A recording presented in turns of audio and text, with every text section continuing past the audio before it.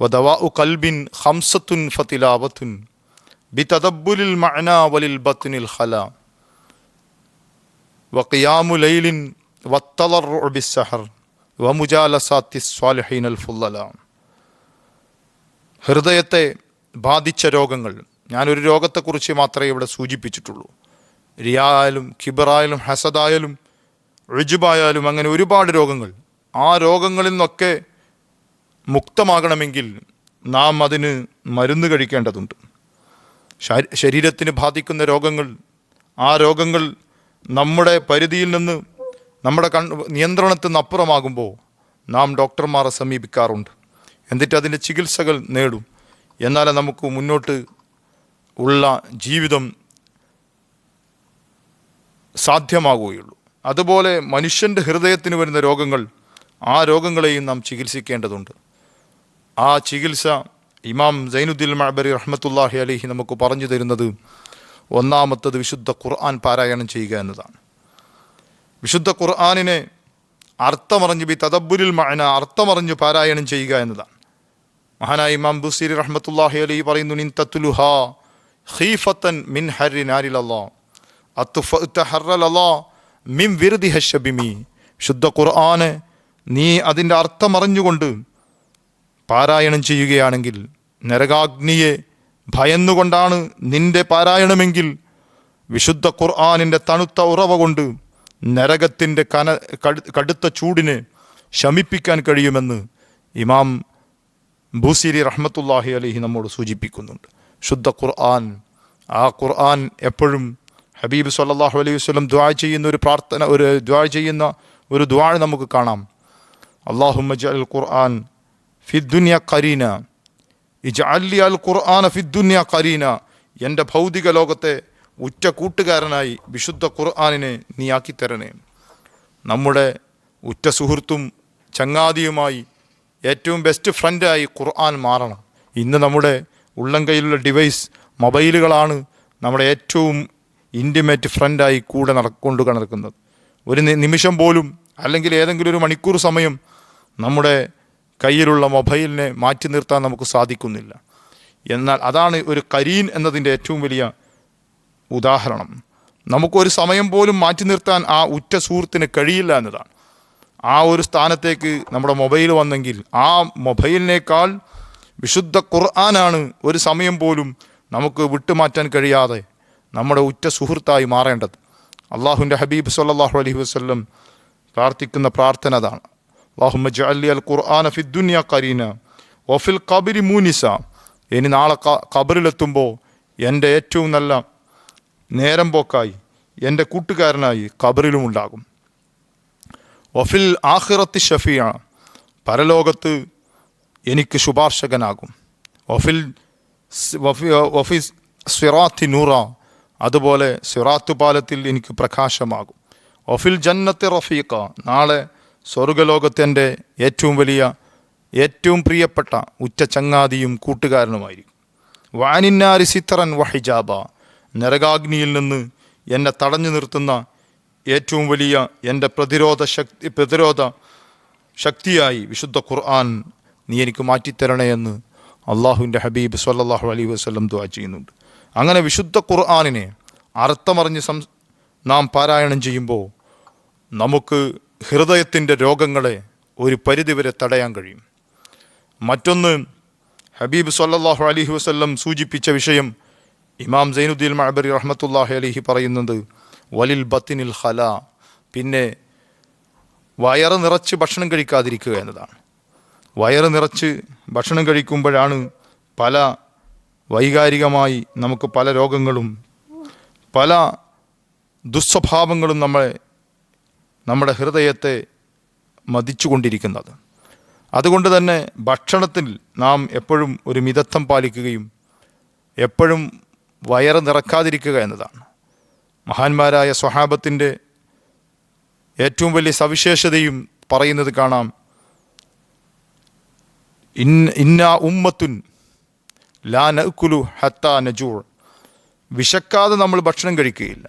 വൈദ അക്കൽന വമാ ശബഅന, ഇനി ഭക്ഷണം കഴിച്ചാൽ വയറ് നിറയുകയുമില്ല.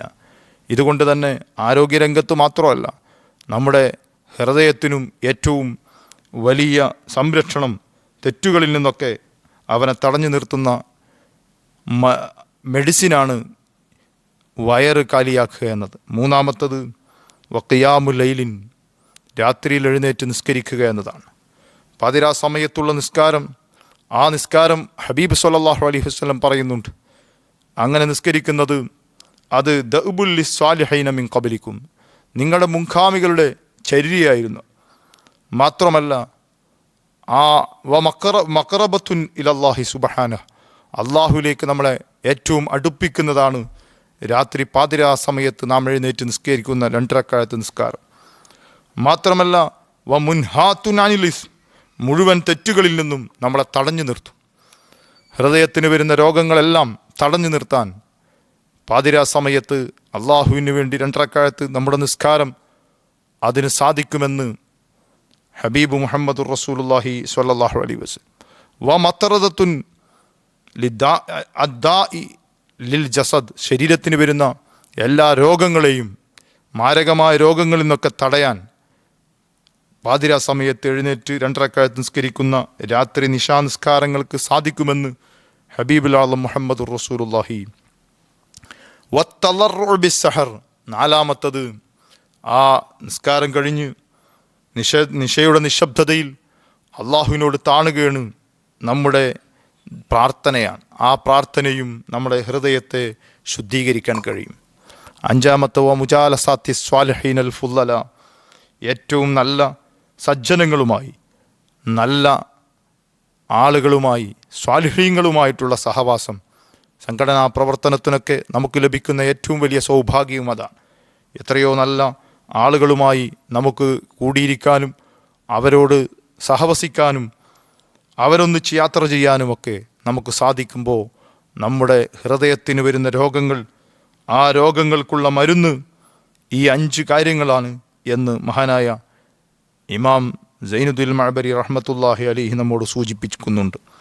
അതുകൊണ്ട് ഹൃദയത്തെ ശുദ്ധീകരിച്ച് യജമാനനായ റബ്ബിനെ കണ്ടെത്താൻ നമുക്ക് കഴിയണം. അങ്ങനെ വിശുദ്ധ ഇസ്ലാം, ആ ഇസ്ലാം ഹബീബ് മുഹമ്മദുർ റസൂലുള്ളാഹി സ്വല്ലല്ലാഹു അലൈഹി വസല്ലം അവിടുന്ന് അവിടുത്തെ സ്വഹാബത്തിന് നൽകിയ ആ ദീൻ, നേരത്തെ അവരുടെ മുൻകാലത്തെ ജീവിതം നമുക്ക് ഓരോരുത്തർക്കും അറിയാം. 6-ാം നൂറ്റാണ്ടിലെ ആ അറേബ്യയെക്കുറിച്ച് നമുക്ക് കൃത്യമായ വിവരങ്ങളുണ്ട്. തിന്മ മാത്രം ഗ്രസിച്ചിരുന്നൊരു ചുറ്റുപാടിൽ നിന്ന് വിശുദ്ധ ഇസ്ലാം അവർക്ക് നൽകിയപ്പോൾ അവരിലുണ്ടായ മാറ്റങ്ങൾ അത്രമാത്രമായിരുന്നു. ആ മാറ്റമാണ് നമുക്കും ഉണ്ടാകേണ്ടത്. നമ്മുടെ കയ്യിലും ആ ഇസ്ലാം ഒരു വള്ളി പുള്ളിക്കും വ്യത്യാസമില്ലാതെ ആ വിശുദ്ധ ഇസ്ലാമാണ് നമ്മുടെ കയ്യിലുള്ളത്. അതാണ് നമ്മൾ ദഅവത്ത് ചെയ്യുന്നത്. എന്നിട്ടും എന്തേ നമുക്ക് മാറ്റം വരാത്തത്? എന്തേ നമ്മുടെ ഹൃദയങ്ങളെ വിമലീകരിക്കാൻ കഴിയാത്തത്? അതുകൊണ്ട് എവിടെയോ പ്രശ്നങ്ങളുണ്ട്. ആ പ്രശ്നങ്ങളെ പരിഹരിക്കാൻ നമുക്ക് സാധിക്കണം. മുത്തുനബി സ്വല്ലല്ലാഹു അലൈഹി വസല്ലം തൻ്റെ സ്വഹാബത്തിന് ഓരോരുത്തരെയും പലപ്പോഴായി ടെസ്റ്റ് ചെയ്യുന്നുണ്ട്. കാരണം മെൻ്ററാകുന്ന ഹബീബ് സ്വല്ലല്ലാഹു അലൈഹി വസല്ലം താൻ കൊടുക്കുന്ന ട്രെയിനിങ് എത്രമാത്രം തൻ്റെ അനുചരിൽ അതിൽ പ്രതിഫലനം വന്നിട്ടുണ്ട്, എത്രമാത്രം സ്വാധീനം ചെലുത്തിയിട്ടുണ്ട് എന്ന് സ്വല്ലല്ലാഹു അലൈഹി വസല്ലം പരിശോധിക്കുന്നുണ്ട്. ഒരു പ്രഭാത നിസ്കാരം കഴിഞ്ഞ് മുത്തുനബി പുറത്തിറങ്ങുമ്പോൾ അതാ എതിർദിശയിൽ വരുന്നു ഒരു സ്വഹാബി. അടുത്തെത്തിയപ്പോൾ മുത്തുനബി ചോദിക്കുന്നത്, കൈഫ അസ്ബഹത യാ ഹാരിസ, ഇന്നെങ്ങനെയാണ് ഹാരിസ നേരം വെളുത്തത്? ഹാരിസത്ത് റളിയല്ലാഹു അൻഹു പറഞ്ഞു, അസ്ബഹത്തു മുഅ്മിനൻ ഹഖ, ഞാൻ ഇന്ന് മുഅ്മിനായിട്ടാണ് നബിയെ നേരം വെളുത്തത്. മുത്തുനബി പറഞ്ഞു, ഉൻദുർ മാ തഖൂൽ, ആലോചിച്ചു പറഞ്ഞാൽ മതി. അലാ ഇന്ന ലികുല്ലി ഖൗലിൻ ഹഖീഖ, എല്ലാ ഓരോ വാക്കിനും അതിൻ്റെ യാഥാർത്ഥ്യമുണ്ട്. എന്നാൽ വമാ ഹഖീഖത്തു ഈമാനിക്, നിൻ്റെ ഈമാനിൻ്റെ അടയാളം എന്താണ്? മഹാനായ ഹാരിസത്ത് റളിയല്ലാഹു അൻഹു പറഞ്ഞു, ഞാൻ ഇന്ന് ഈ ഭൗതിക ലോകത്ത് നിന്ന് തന്നെ പരലോകത്ത് നടങ്ങുന്ന സ്വർഗത്തിലെ വളരെ ആസ്വാദകരമായ അവിടുത്തെ ഏറ്റവും വലിയ സൗഭാഗ്യങ്ങളെയും അവിടുത്തെ സുഖസൗകര്യങ്ങളെയും ഈ ഭൗതിക ലോകത്ത് നിന്ന് എനിക്ക് കാണാൻ കഴിയുന്ന നബിയെ.